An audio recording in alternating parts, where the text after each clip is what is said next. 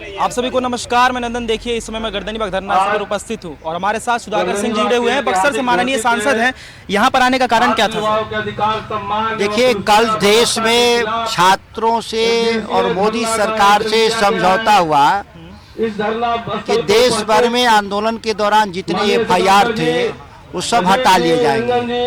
गिरफ्तार छात्रों को मुक्त कर दिया जाएगा। बर्बर पुलिसिया कार्रवाई की जांच होगी और जांच करके अधिकारियों पे कार्रवाई होगी। ये बात कल समझौते में तय हुआ। लेकिन बिहार एक इकलौता राज्य है जहां उल्टे छात्रों पर बर्बरता पुलिस की बढ़ गई। लगातार गिरफ्तारियां हो रही हैं, छापेमारी हो रही है, जेल भेजे जा रहे हैं और न्यायिक हिरासत में भी भेजे गए। रात रात भर बच्चियों को थाने में बैठाया गया, खाना पीना तक नहीं दिया गया। कल बिहार में कई जगह पुलिस ने फायरिंग किया, कई लोगों को गोली लगा, उनका इलाज चल रहा है और उनकी गिरफ्तारियां भी हो रही हैं। तो ये बिहार के भीतर प्रधानमंत्री के द्वारा दिए गए आश्वासन का कोई अर्थ नहीं। डबल इंजन की सरकार है, तो ये पूरे बिहार भर में जो बच्चों के साथ नाइंसाफी हुआ है छात्रों के साथ, उसको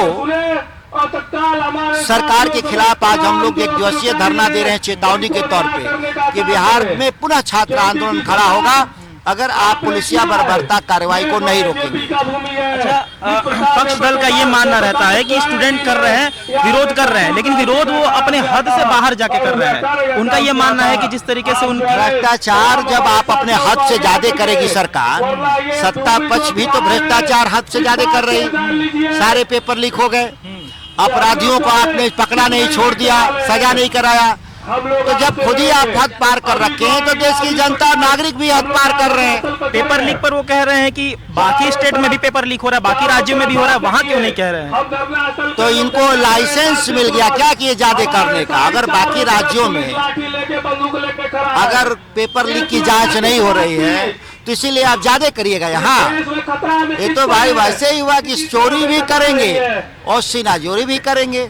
ऐसे भी देखे हैं क्या चोरा। अच्छा, सिवान में गोलियां चली है बच्चों पर, कुछ बच्चे घायल भी हुए हैं। न्यायिक जांच करके ऐसे अधिकारियों को जेल भेजना चाहिए जो बच्चों पे गोली चलाएं। अपने देश के नागरिकों पे आंदोलन में गोली नहीं चलाया जाता है, सुप्रीम कोर्ट का रूलिंग है और देश का संविधान कहता है। आप बंदूक लेकर कैसे गए वहां गोली चलाने के लिए?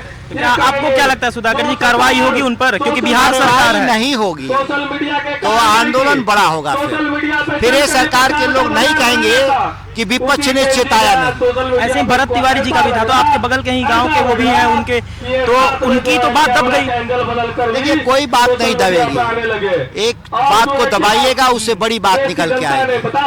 तो ये छोटी छोटी बातों को दबाए, इसीलिए बड़ा आंदोलन हुआ ना।